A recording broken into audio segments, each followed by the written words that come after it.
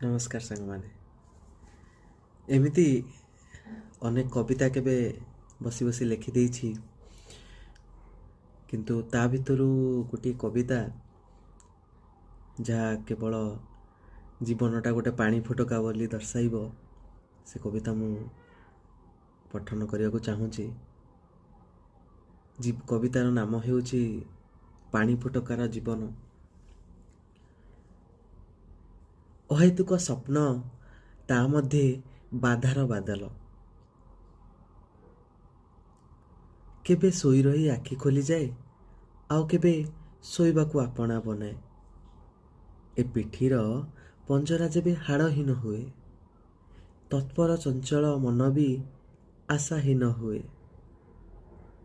ଏ ଦୈବ ରଚନା ଆହା ଭାବି ଯେ ହୃଦୟ, ଅନନ୍ତ ଦୂରେ ରଖେ ପ୍ରଣୟର ଭୟ।